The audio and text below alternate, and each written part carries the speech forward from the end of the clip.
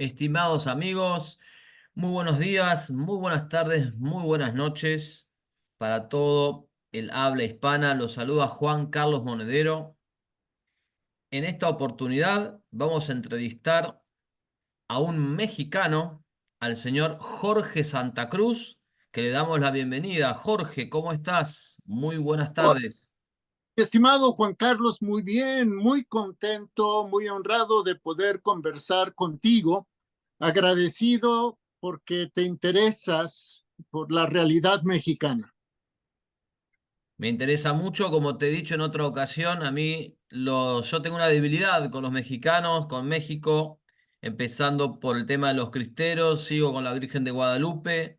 Además, siempre he tenido un trato muy cálido de ellos, de ustedes. Son amables, son educados, son buena gente, ¿no? Y como te he dicho alguna vez, también lo del Chavo del Ocho toca mi fibra más íntima. Así que, bien, les voy a presentar al amigo Jorge Santa Cruz.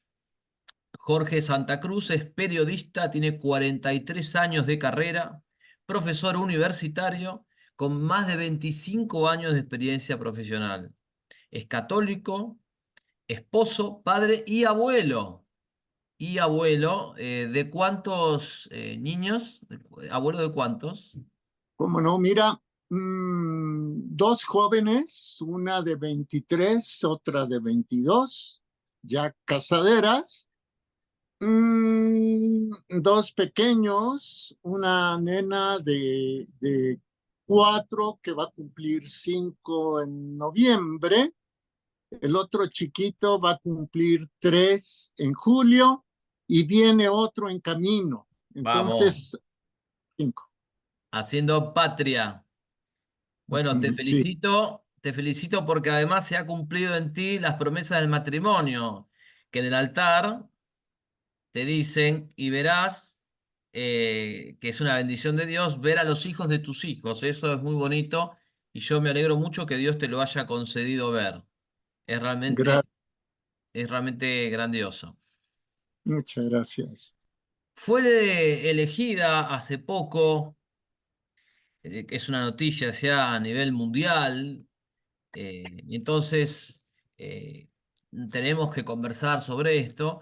Fue elegida recientemente en las elecciones Claudia Sheinbaum Pardo. Ese es el nombre completo de la actual presidente de México, Claudia Sheinbaum Pardo.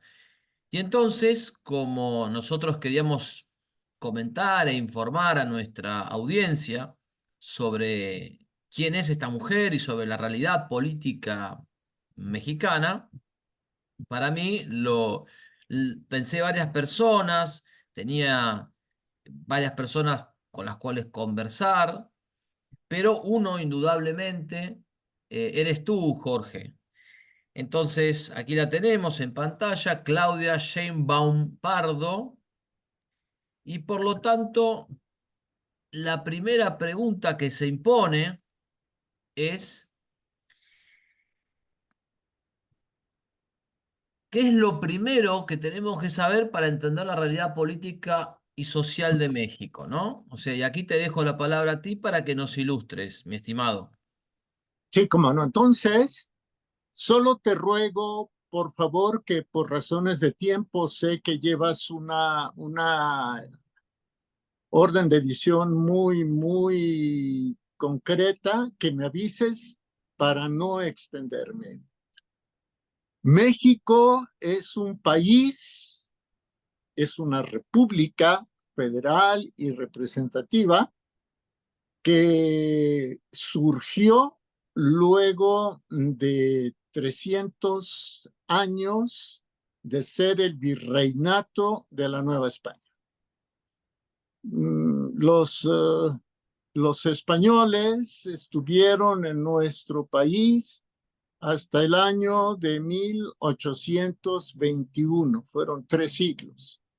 México se independiza de España como un imperio católico, el primer imperio mexicano con don Agustín de Iturbide, un imperio muy breve, que duró entre 1821 y 1823.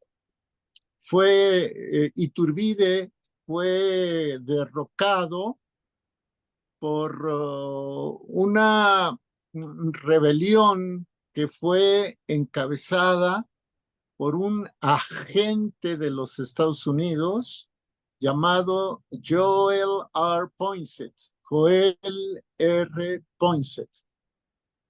Poinsett después introdujo en México la logia yorquina, el rito yorquino de la masonería, para enfrentar al rito escocés y antiguo y aceptado que había llegado a México a través de los españoles masones, ¿no?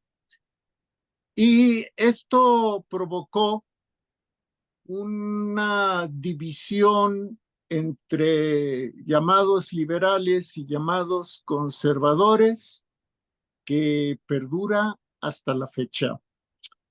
México tuvo dos momentos históricos en los cuales se proclamó la realeza de Cristo, la realeza no solo divina, sino la realeza social de Cristo. Uno de esos momentos fue en la guerra de 1846-48, la guerra que llevó a cabo Estados Unidos en contra de México y que concluyó con el despojo de más de la mitad del territorio mexicano. En ese momento, los patriotas mexicanos hacían frente con sus medios a manera de pues, guerra de guerrillas, al grito de Viva Cristo Rey. Esto fue en 1846, 1848. Y luego ya en la década de los 1920 y tantos, en el gobierno de Plutarco Elías Calles, que inició una guerra religiosa, una persecución religiosa, la forma que encontraron los patriotas y católicos mexicanos fue formar una especie de ejército que combatía al grito de Viva Cristo Rey. Entonces, en términos generales, esa es la historia. México ha pasado de tener gobiernos conservadores y gobiernos liberales. La masonería en México, sea yorquina, sea del rito escocés antiguo y aceptado, o de otros ritos como el rito nacional mexicano, han influido en la mayoría de los presidentes de nuestro país. Entiendo que el único presidente que se mantuvo católico, que no fue masón, aunque no lo tengo 100% comprobado, eso lo tendríamos que poner entre interrogaciones, fue el presidente Gustavo Díaz Ordaz, que gobernó al país entre 1964 y 1970, y al que descarrilaron en su gobierno con una revuelta comunista, que fue la revuelta comunista de 1968 y que terminó con una matanza que se conoce como la matanza del 2 de octubre, a 10 días de que se inauguraran los Juegos Olímpicos. Los padres de Claudia Sheinbaum Pardo formaban parte, entiendo que ya como profesores, de los universitarios que protestaban contra Gustavo Díaz Ordaz, enarbolando propaganda y argumentos de índole anticomunista.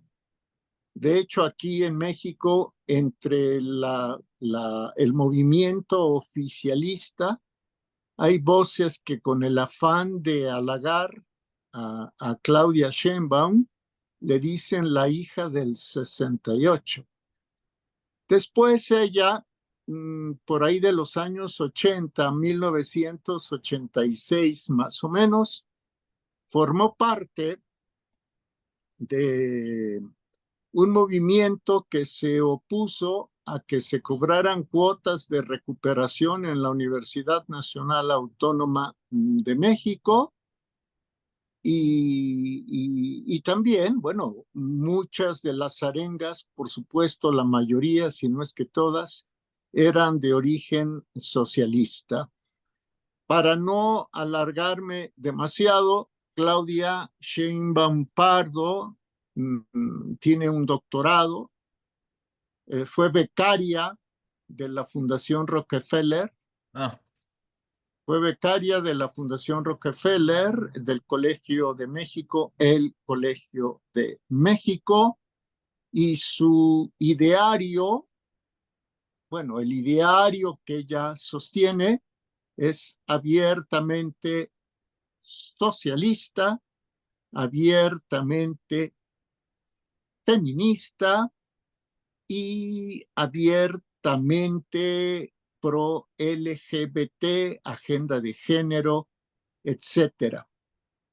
Claudia Sheinbaum Pardo no ha tenido una trayectoria como funcionaria electa, salvo en un cargo local, en una delegación, lo que podríamos llamar una alcaldía, en la alcaldía de Tlalpan, donde durante su mandato, en el terremoto del 19 de septiembre de 2017, se vino abajo un colegio, el colegio Enrique Rebsamen, en el que perdieron la vida 26 niños, murieron 26 niños aplastados. qué bárbaro.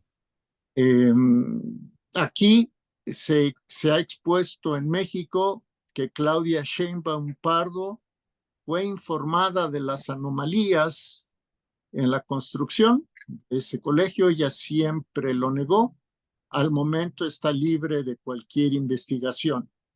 Y siendo ella jefa de gobierno de la Ciudad de México, que bueno, después de Tlalpan saltó como jefa de gobierno siempre con el impulso de Andrés Manuel López Obrador, el actual presidente, el presidente saliente, ocurrió un trágico accidente en la línea 12 del metro, se vino abajo un puente elevado, llamémoslo así, se colapsó, pero también se exculpó a Claudia Sheinbaum y al anterior jefe de gobierno, Marcelo Ebrard, que ahora figura como parte del equipo de Claudia Sheinbaum. Ella todavía no es presidenta electa. Las estadísticas la destacan como ganadora, pero el Instituto Nacional Electoral, Claro, cuya presidenta es obradorista, fue puesta por presiones del presidente López Obrador. El Instituto Nacional Electoral comenzará el cómputo oficial el próximo miércoles. Y ya una vez que el INE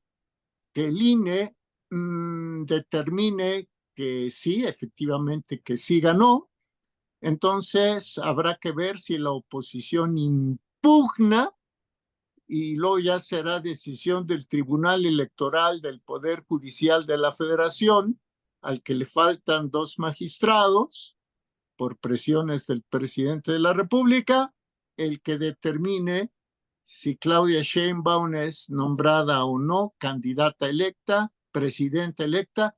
Todo parece indicar que así será. que sí. López Obrador termina su mandato el 30 de septiembre y Claudia Sheinbaum, que sería la primera mujer presidenta en México, asumiría el 1 de octubre de este 2024. Juan Carlos. Perfecto, perfecto. Muchísimas gracias por este panorama empezando desde lo histórico, acentuando los hechos relevantes que son tan importantes y sobre todo desconocidos. Estoy seguro que muchísima gente y muchísimos mexicanos que nos estarán escuchando por ahí conocían más la guerra cristera, pero no tanto la guerra del siglo XIX. Muy interesante todo. Tengo varias preguntas que me fui anotando y no me quiero desviar tampoco de mi plan original, ¿no? Nos has contado un poco de de Sheinbaum.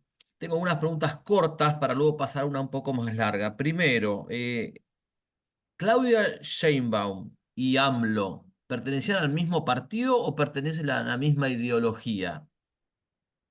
Pertenecen al mismo partido y comparten ideología. El Bien, mentor Claudia Sheinbaum ha sido siempre, por lo menos en la época en la que ella ha crecido como política profesional, ha sido Andrés Manuel López Obrador el mentor de Claudia Sheinbaum. Ambos pertenecieron a un partido de izquierda que se fundó finales de los años 80, principios de los 90, no tengo la fecha exacta en la memoria, que existe todavía, pero que ahora está a punto de perder el registro por no alcanzar el número mínimo de votos, que es el Partido de la Revolución Democrática. Ese Partido de la Revolución Democrática fue fundado, entre otros, por el ingeniero Cuauhtémoc Cárdenas Solórzano, un hombre que tiene ya 90 años, hijo de quien fue presidente de la República, Lázaro Cárdenas del Río. Lázaro Cárdenas del Río fue presidente de México entre 1934 y 1940. Lázaro Cárdenas del Río tenía una agenda abiertamente socialista, aunque llevaba muy buena relación con el presidente de los Estados Unidos, Franklin Delano Roosevelt. Tan es así que con la autorización de Roosevelt, Lázaro Cárdenas nacionalizó el petróleo mexicano y lo hizo con el permiso de Roosevelt por dos razones. La primera de ellas, en 1938, la expropiación petrolera fue el 18 de marzo de 1938. En ese momento el mundo se preparaba para una inminente guerra internacional.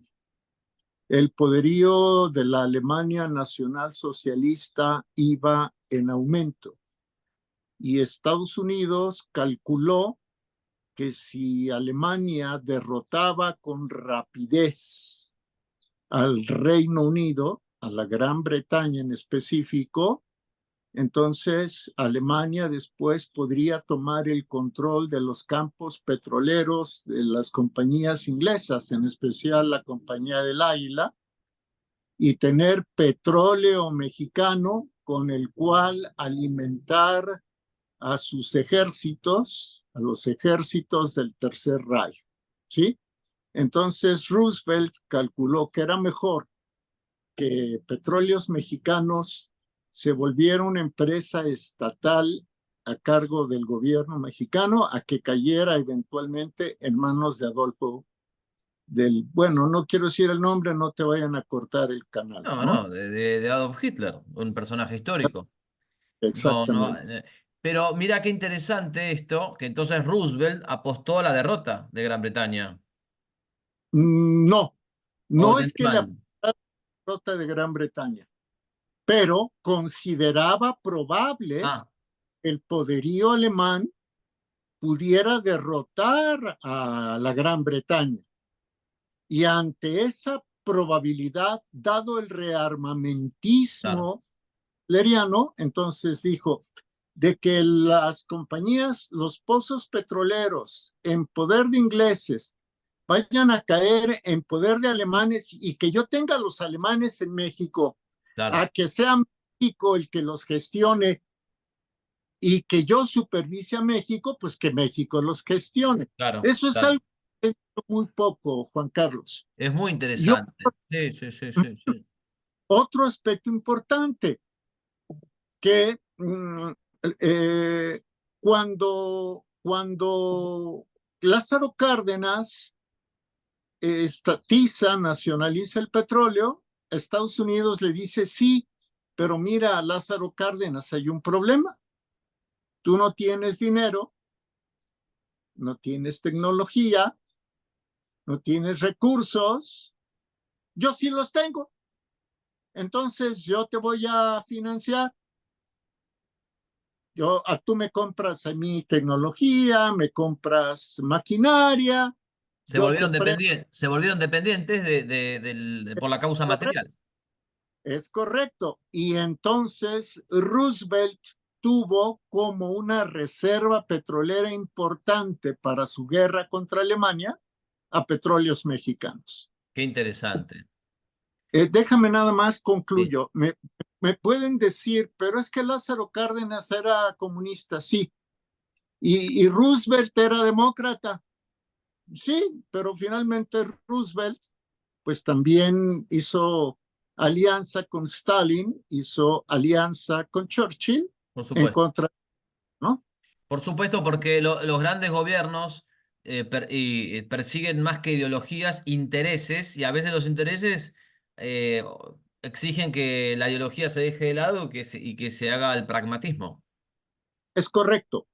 Fue el presidente Lázaro Cárdenas el que fundó un instituto politécnico nacional, instituto universitario, que le hiciera competencia a la Universidad Nacional Autónoma de México, que también era pública, pero autónoma, o sea, se podía regirse, se supone que se puede regir a sí misma en lo académico y administrativo, porque el presidente Cárdenas consideraba que la Universidad Nacional Autónoma de México favorecía a los burgueses, lo que ahora es denominado como a los fifís por López Obrador, y que entonces el Instituto Politécnico Nacional fuera un instituto universitario de índole proletario, y el color del Instituto Politécnico Nacional, el color que le asignaron en la administración del presidente Lázaro Cárdenas,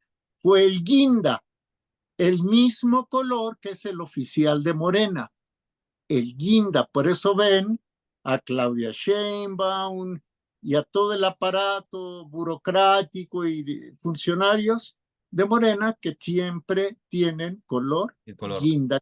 Que llevó anoche Claudia Sheinbaum en su mensaje de triunfo en el primer cuadro de la Ciudad de México. Jorge, ¿podía ser reelecto AMLO? No, Bien, oficialmente no, oficialmente no. Pero, a ver, tal y como está la constitución política de los Estados Unidos mexicanos, está prohibida la reelección del presidente.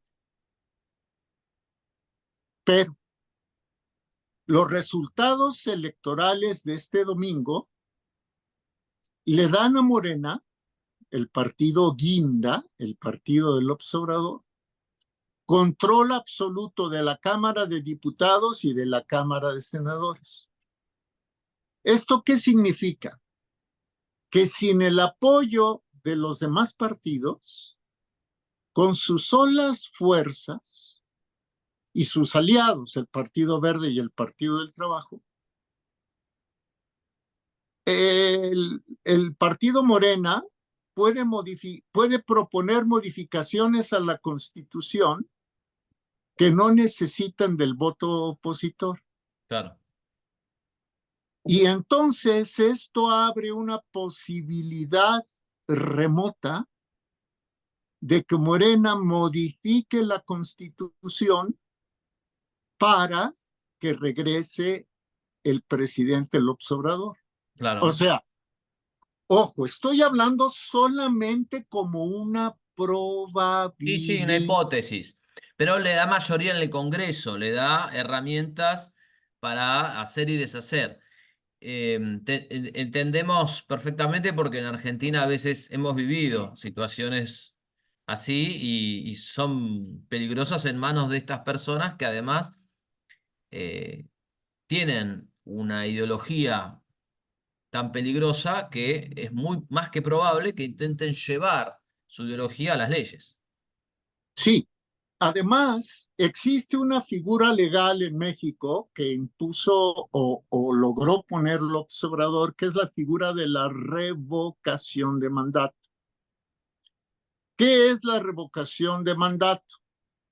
A los 3 años del gobierno que está en turno, en este caso será el de Sheinbaum, Sí, se convocará a la gente para decir si está de acuerdo en que Sheinbaum siga o o no, si la gente claro. quiere que se le retire del cargo.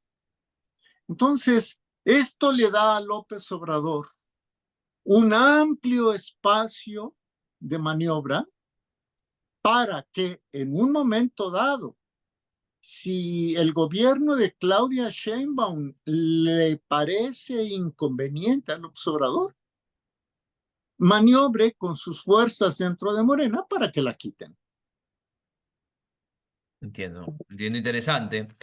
Em, Te voy a pedir dos preguntas encadenadas, porque lamentablemente yo me quedaría hablando 1 hora o dos, pero esta entrevista durará un poco más, eh, digamos, un poquito más y ya deberemos cortar. Sin mengua de eso, me encantaría poder hablar contigo en otros momentos. Te pediría un balance de lo bueno y lo malo de López Obrador, lo que consideres, y luego de ese balance, o sea, la siguiente pregunta sería si la Iglesia Católica se ha expresado sobre las elecciones y qué fuerzas o medios de comunicación, movimientos culturales, políticos o movimientos o intelectuales en México siguen batallando para lograr un orden social cristiano, ¿no? Además, por supuesto, de ti, de tu tarea periodística, de tu canal de YouTube, donde recientemente me has entrevistado y yo te lo agradezco, pero ¿cuáles son esos movimientos, esos intelectuales a los que los mexicanos que nos escuchan dirían, bueno, podemos apoyar a este intelectual, a este abogado, a este movimiento, a... O sea, distinguir la paja del trigo, ¿no? Te hago esas tres preguntas en cascada. Lo bueno y lo malo de López Obrador, ¿no? Eh, digamos que hagas un balance, ¿sí? Luego, si la Iglesia Católica se ha expresado, las autoridades de la Iglesia Católica en México, y luego, ¿qué sería el sector o de intelectuales o de personas que aún siguen batallando por un orden social cristiano en México? Claro, bueno, lo bueno, hay una serie de programas sociales que estadísticamente han reducido la pobreza en 5 puntos porcentuales. Cuando hablo de programas sociales, es ayuda económica a las personas de la tercera edad, de 65 años en adelante, a jóvenes que ni estudian ni trabajan, a las llamadas madres solteras, en fin. Esos programas sociales sin duda han atemperado los efectos de una política neoliberal que ha continuado. O sea, el Banco de México, aunque el gobierno es socialista, el Banco de México ha sido respetado en su autonomía, ha sido respetado en sus decisiones de tasas de interés, cotización peso dólar, etcétera, y la población pobre se redujo en 5 puntos porcentuales. Se aumentó el salario mínimo a niveles nunca antes vistos, se duplicó el periodo de vacaciones, en fin. En contraparte, bajó el número de personas en pobreza en 5%, pero aumentó en 30 millones el número de personas sin servicios de salud. O sea, las estadísticas están manipuladas de tal manera que 5%, 5 puntos porcentuales dejaron de ser pobres, pero a cambio se les retiró cualquier servicio de salud, 30 millones, ¿no? Ah. Podría seguir con muchas cosas más. ¿Qué Mira, de población, lo perdón que te interrumpa, para mensurar esta cifra, ¿qué población total tiene México aproximadamente? Para saber esos 30 millones si son el 10%, el 20%, el 30%. según el conteo más reciente del Instituto Nacional de Geografía y Estadística, somos más de 129 millones. Wow. De tal suerte que en pobreza, por lo menos la mitad de los mexicanos está en situación de pobreza. Oh. Bueno, no, quizás un poco menos. Si somos 129 millones, es que no puedo tomar mi celular porque lo tengo enfocado contigo, pero eh, por lo menos 50 millones de mexicanos, si no es que un poco más, están en situación de pobreza. Qué ¿Sí? locura. Me preguntabas de lo malo. Sí. 3,000 muertos de cáncer por falta de medicinas del gobierno. Otro, la pandemia del COVID oficialmente dejó 500,000 muertos, pero según una investigación independiente y según los propios reportes oficiales de exceso de mortalidad, la pandemia ocasionó la muerte de otras 300,000 personas. Estamos hablando de más de 800,000 muertos por COVID. 800,000 muertos por COVID.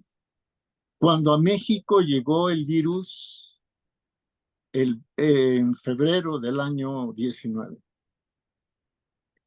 Eh, Te comento sí, algo. Te comento antes de irnos de este punto. Cuando se hace la contabilidad de muertos por COVID en Argentina,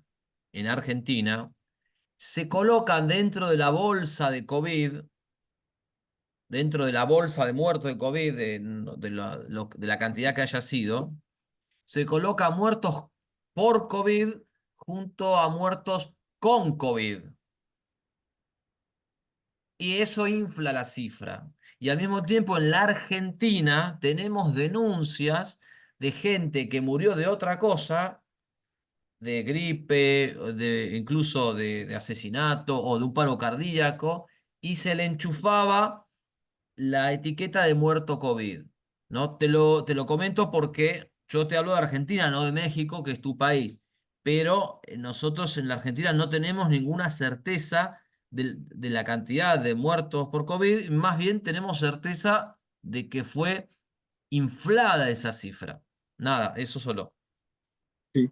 Acá en México fueron muertos por COVID. Y tu servidor, incluso en los primeros meses de la pandemia, llegó a publicar testimonios de médicos que estaban en el sector salud, o sea, en los hospitales públicos, y que decían que no les daban la protección necesaria, etcétera, y que además las cifras se manipulaban a la baja. Ah, ¿Sí? Entonces, aquí estamos hablando de 800,000. En este gobierno han desaparecido más de 40,000 personas. No se sabe qué ha pasado con ellas. Y a la fecha, lunes 3 de junio, el número de asesinatos dolosos cometidos durante el gobierno de Andrés Manuel López Obrador rebasa los 188,000. 188,000 asesinatos dolosos, más de 30,000 más o un poco más que con Enrique Peña Nieto, y algo así como 60,000 más que con Felipe Calderón Hinojosa. O sea, nunca antes, desde que se tiene la cuenta, se había llegado a esta cifra de muertos. Es probable que con el presidente Andrés Manuel López Obrador, su gobierno termine con 200,000 asesinatos dolosos Qué bárbaro. que tienen que ver con el crimen organizado, con la Claro. delincuencia organizada. Sí, sí, sí, sí. Oh, presidente, y con esto termino por razones de tiempo. Juan Carlos, el presidente fue investigado a principios de milenio por el gobierno de los Estados Unidos, hablo del presidente López Obrador, por haber recibido, por presuntamente haber recibido financiamiento de uno de los grupos de la delincuencia organizada más poderosos y violentos que tiene presencia a nivel internacional, que es el Cártel de Sinaloa. Una periodista mexicana de investigación siguió la huella y aunque el gobierno de los Estados Unidos, Obama, dijo, bueno, ya ciérrenle, ya por razones políticas cerrémosla, esta periodista de nombre Anabel Hernández siguió investigando, su servidor la entrevistó. Los resultados de sus investigaciones están en un libro que se puede adquirir por internet. El libro se llama La historia secreta, AMLO y el cártel de Sinaloa. ¿Esa entrevista está en tu canal, Jorge? Este es mi canal. Perfecto. Reenvío a todos los interesados al canal de Jorge Santa Cruz, que igual ahora al final vamos a hablar de tu canal, pero reenvío a los interesados a que vayan al canal de Jorge Santa Cruz a escuchar esa entrevista. Es una entrevista que dura como 45 minutos y hace pocos días antes de las elecciones solamente puse un fragmento como de 2 minutos en el cual la periodista Anabel Hernández refería que uno de los altos jefes del cártel de Sinaloa les recomendaba a sus cómplices dentro del cártel de Sinaloa que votaran por Claudia Sheinbaum, porque si votaban y ganaba Claudia Sheinbaum, con Claudia Sheinbaum les iría mejor que con Andrés Manuel López Obrador. Les iba a ir mejor que con Andrés Manuel López Obrador. Entonces, estos son antecedentes oscuros del actual presidente que ha permitido que gente de Morena se exhiba con playeras e imágenes de la Santa Muerte. La Santa Muerte en México es la figura de la muerte con La guadaña. la guadaña. La parca, Y, le decimos acá. exacto. Y es un símbolo satánico. En México tenemos grupos narcosatánicos. Entonces, desde que se conoció esto, de que fue investigado por los Estados Unidos y más de que ha permitido, dice que es libertad de expresión, que salga un tipo con la Santa Muerte, así se le llama aquí en México, apoyando a López Obrador, él dice que eso es libertad de expresión. Hay una etiqueta, ya ves que hay un símbolo de número que le llaman etiqueta o hashtag, que molesta mucho al presidente de México. Esa etiqueta, ese hashtag es signo de número narcopresidente.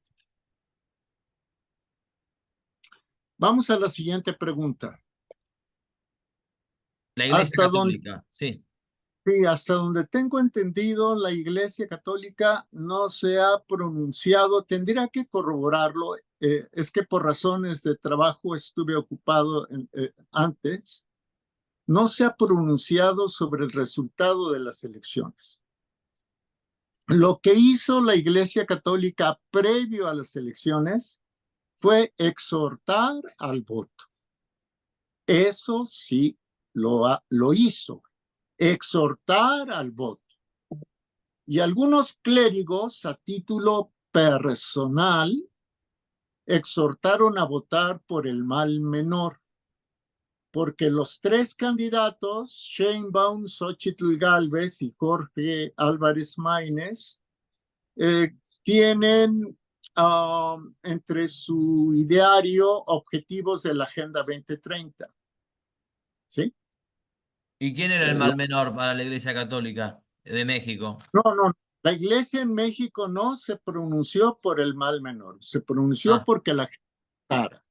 ah, Algunos, como que algunos, dijo, valoren el acto electoral, vayan a votar, pero no dio ninguna instrucción concreta, ni doctrina, nada. no, no, no, Ah, ah, ah. algunos dotes a título personal, pero no creas que muchos sugirieron votar por Xochitl Gálvez. Incluso tu servidor publicó un video, lo consultó con algunos sacerdotes, porque acá en el lado de Morena hay quienes están de acuerdo. Morena es el partido del López Obrador y Sí, de, de que el aborto sea válido, sea entre comillas legal, incluso a los 9 meses. qué va. Con Xochitl Gálvez es hasta las 12 semanas. Claro, ¿Sí? ese fue el argumento del mal menor, digamos. Eh, Fue el argumento del mal menor. Tu servidor recibió comentarios a favor y comentarios en contra.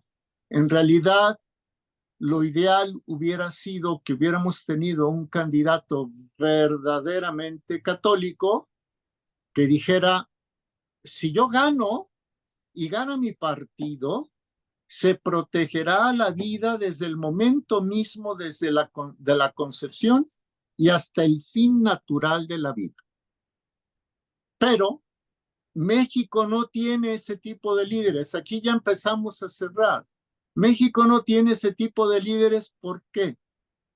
Porque la masonería ha estado empoderada desde antes de que México surgiera primero como imperio y luego como república. Entonces, a pesar de que, perdón, México viene de ser una nación donde los mexicas eran religiosos pero politeístas y hacían sacrificios humanos, etcétera. Y por el lado de España, el tener la religión católica, a pesar de eso, México es una nación cada vez menos católica y más secular. Hoy, el nuevo orden internacional, hoy la nueva era, hoy eh, uh, la permisividad sexual, etcétera, son comunes en México. Y aunque la mayoría de la población se declare católica, un 78% más o menos, en realidad cada vez son menos las personas que acuden a misa, Claro, los practicantes, sí, sí, sí. que se confiesan, que comulgan, etcétera. Entonces, somos una nación católica de nombre, pero donde las sectas protestantes, proevangélicas y muchas de esas sectas evangélicas prosionistas, pues tienen mayor poder. El presidente López Obrador es afecto a este tipo de protestantismo evangélico de izquierda. Jorge, dijiste que había tres candidatos con posibilidades, que la iglesia llamó a votar, pero no especificó a quién, ni especificó doctrina al respecto, que hubo algunos curas que hablaron del mal menor. Gálvez sería la opción, porque Gálvez parecía que solamente iba a aprobar el asesinato de un bebé hasta las 12 semanas. Y quería preguntarte, antes de pasar a la última pregunta de quiénes son los que en México llevan la batalla por un orden social cristiano, por Verástegui, por Eduardo Verástegui, o sea, quedó en el camino, no llegó a las elecciones, no tenía oportunidad de ganar. Un breve raconto de Verástegui antes de responder a la última pregunta, te pediría. Bueno, Eduardo Verástegui difundió en México su más reciente película y después pidió recabar firmas. Tu servidor firmó a ver si se le reconocía una candidatura independiente, pensando un poco en el mal menor. ¿Por qué lo digo? Porque Eduardo Verástegui está en absoluta obediencia a Bergoglio, a Jorge Mario Bergoglio, a, a Bergoglio. Pues. Sin embargo, Verástegui necesitaba 1 millón de firmas para que la autoridad electoral le diera el registro como candidato independiente. Recabó menos de 115,000, con todo y su película, con todo lo que implicaba la película, ¿no? La promoción. Perdón, ¿sí me oyes? ¿Sí me ves? Sí, ¿O ya? te oigo bien, estoy buscando compartir algo sobre la película para que lo vea, pero sí te oigo bien. Sí, sí. Correcto. Entonces, Verástegui no quedó. Eh, mm, y ya para entrar de lleno a tu última pregunta, no veo en México, Juan Carlos, un movimiento católico como lo hubo en la década de los 40 y de los 50. Porque ya en la década de 1960, la infiltración en la iglesia empezó a través de clérigos, de obispos, de cardenales, empezó a descatolizar a los movimientos católicos. Claro, sí, sí, sí. Entonces, tu servidor no ve en México, en este momento, un movimiento católico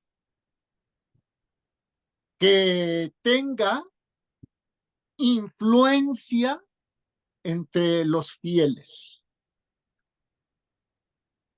Un movimiento católico que tenga el valor de gritar, ¡Viva Cristo Rey!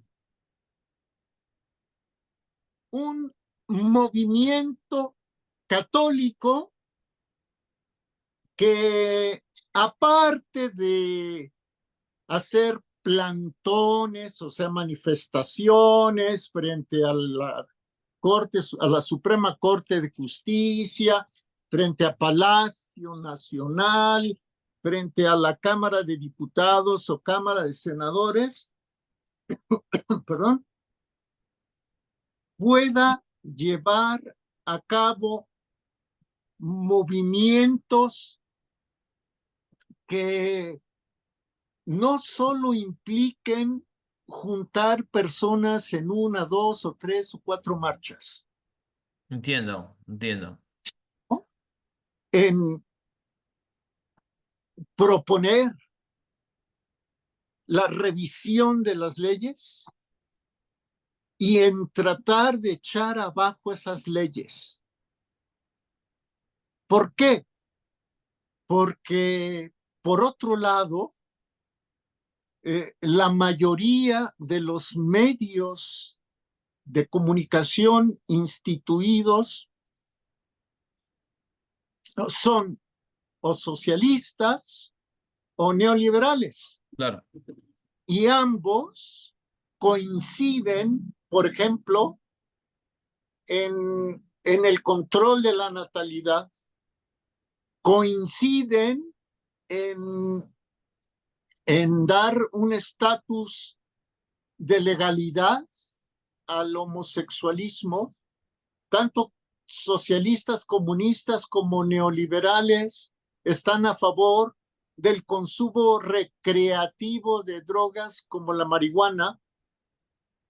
Y por supuesto, los medios en su mayoría en México califican de medievales a quienes osan levantar la voz para denunciar que el aborto es el peor crimen que se puede cometer por un ser humano. Sí, sí, Eso de oscurantistas. Ahora, sí. sí hay movimientos, pero son movimientos muy acotados. Bien, Serán dos. bien, justamente por eso es que grabamos este video con la esperanza y con el deseo firme de trabajar para que este video y estas ideas lleguen a esos integrantes de esos movimientos. Yo tengo en mi agenda muchos mexicanos y me comunico habitualmente con ellos. Destaco algunos intelectuales, incluso hay un intelectual muy brillante que es amigo mío. Y tengo después otros conocidos en México, algunos que han sido alumnos de distintas clases que he venido dictando a lo largo de estos años, talleres, etcétera. Destaco también a una abogada provida que está luchando y que escribe, que publica libros, que dicta conferencias. Si te entendí bien, te pido que me corrijas porque, y ya para darle cierre a esta charla, si te entendí bien, hay, en el mejor de los casos, una resistencia de algunos grupos católicos con plantones, con cuestionamientos a leyes, pero hay como, no hay una propuesta de qué es lo bueno que se debería hacer, sino que hay una resistencia a lo malo que se hace. ¿Estoy en lo correcto? Sí, sí, definitivamente. Son personas de buena fe, son seres de bien, pero considero que carecen de los recursos económicos suficientes y del apoyo humano necesario como para hacer crecer sus movimientos, ¿no? Y he llegado a tener la impresión de que prefieren mantenerse en un bajo perfil que no les ocasione demasiados problemas, porque el gobierno actual, el de López Obrador, ha sido un gobierno que persigue, que señala, que exhibe datos personales y por lo que se espera, con Claudia Sheinbaum las También. cosas seguirán igual. Urge, urge que México, y con esto tu servidor concluiría, urge que México comience su liberación, pero no en un sentido revolucionario. No lo digo en el sentido revolucionario, lo voy a cambiar la palabra. Urge que México comience a purificarse, creo que esa es la palabra más adecuada, que México comience a purificarse defendiendo a los no nacidos desde el momento de la concepción, defendiendo a quienes quieren exterminar vía la eutanasia, defendiendo la vida, pero desde el momento mismo de la concepción. En un artículo así lo expuso tu servidor dirigiéndose a Claudia Sheinbaum, perdón, dirigiéndose a Xochitl Gálvez, la opositora, diciéndole, porque ella hablaba de defender la vida por tanto asesinato en México, más de 188,000 a la fecha. Y su servidor les decía, sí, pero hay que tener el valor de defender la vida desde el momento mismo de la concepción. Cuando México entienda que está bajo bajo un sistema Claro, liberal recalcitrante o socialista recalcitrante, y que ambos sistemas tienen una inspiración luciferina.